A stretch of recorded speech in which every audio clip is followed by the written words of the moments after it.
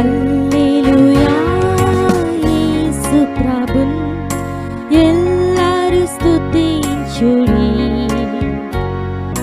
వల్లభుని చర్యలను తిలకించి స్తుతించుడి. లాడండి. Praise a lot. దేవునికి స్తోత్రము కలుగును గాక. చేరువచ్చిన ప్రియులందరికీ కూడా ప్రభువైన యేసుక్రీస్తు వారి ప్రశస్తమైన నామములో శుభాభివందనములు తెలియజేస్తున్నాను. దైవ గ్రంథం బైబిల్ నుండి సామెతల గ్రంథం 18వ అధ్యాయము 11వ వచనాన్ని చదువుతున్నాను. ధనవంతునికి వాని ఆస్తి ఆశ్రయ పట్టణం, వాని దృష్టికి అది ఎత్తైన ప్రాకారం. ప్రియమైన దేవుని వాక్యం వింటున్న ప్రియులారా, మానవ జీవితంలో ఆస్తి ఆశ్రయము మనకు కాదు, అది మనకి ఎత్తైన ప్రాకారం కూడా కాదు. అందుకే కరోనా టైంలో అనేక మంది డబ్బులు రోడ్డు మీదకి ఇసిరేశారు. ఇటలీలో కరెన్సీ రోడ్డు మీదకి ఇసిరేశారు. ఎందుకు అనంటే వారందరూ కూడా భయంకరమైనటువంటి కరోనా వ్యాధితో మృతి చెందారు చాలామంది.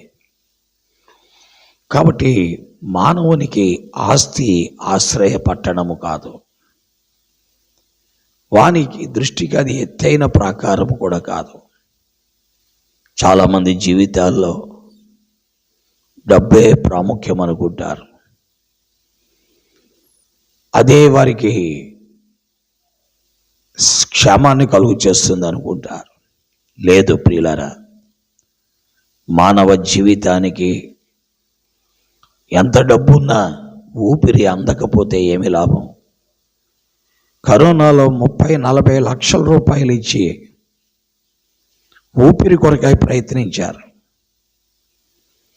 వారి డబ్బు వారికి ఆశ్రయముగా లేకపోయింది, అది ప్రాకారముగా లేకపోయింది. చివరికి ఊపిరి అందక చనిపోయిన వారిని అనేక మందిని మనము చూస్తున్నాం.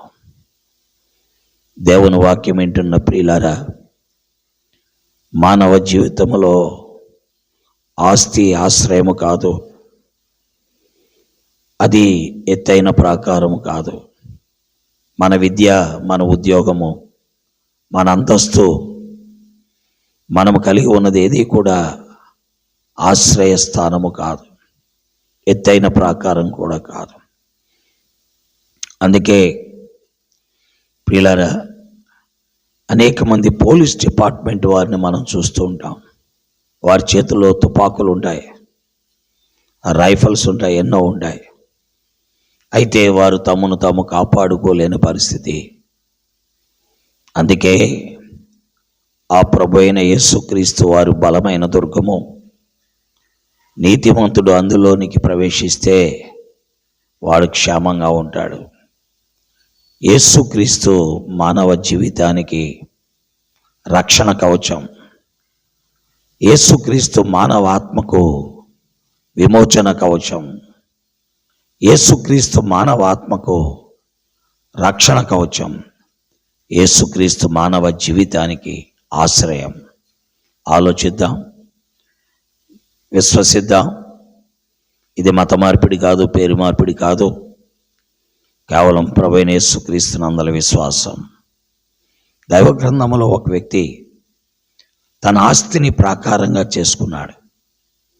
లూకాసు వార్త 12వ అధ్యాయం 16వ వచనంలో అతడు అన్నాడు, నేను పొట్లు విప్పి నా ధాన్యానంతా అందులో సమకూర్చి నీ కొరకు అనేక సంవత్సరాలకి ఆస్తి సమకూర్చాను, ప్రాణమా తినుము త్రాగుము సుఖించుము అన్నాడు. ఆ రాత్రి అతనికి గుండెపోటు వచ్చింది. ప్రియా స్నేహితులారా, దైవవాక్యం వింటున్న వారులారా, ప్రభు యొక్క మాటలు ఎంత విలువైనయో చూసారా? గ్రహిద్దాం. మనకు నిజమైన ఆశ్రయము, నిజమైన ఆశ్రయ దుర్గము ఉన్నత దుర్గము ప్రభు అయిన యేసుక్రీస్తు వారు. ప్రభువునందు విశ్వసించినట్లు పరిశుద్ధాత్మ దేవుడు సహాయం చేయనుగాక. ఆమేన్. ప్రేమలేని మా తండ్రి, పరిశుద్ధుడైన మా దేవ, ప్రజలు నీ సత్యాన్ని ఎరిగి నిన్ను నమ్మి నిన్ను వెంబడించి నీ వైపు తిరిగి నీలోనికి వచ్చినట్లుగా నీ కార్యాన్ని జరిగించి మీరే మహిమ ఘనత ప్రభావాలు పొందమని నీ చేతులకు సమర్పిస్తూ విస్తారమైన నీ కృపను కోరుకుంటూ యేసుక్రీస్తు వారి అద్వితీయ నామములో స్తోత్రించి ప్రార్థించి ఆరాధిస్తున్నాను తండ్రి. ఆమేన్. ప్రజలాడండి. దేవుడు మిమ్మల్ని దీవించి ఆస్వాదించునుగాక. ఆమేన్. చంద్రులారాయిలా దేవుని స్తుతించుడి, హృదయమును వెలిగించిన యేసుని స్తుతించుడి.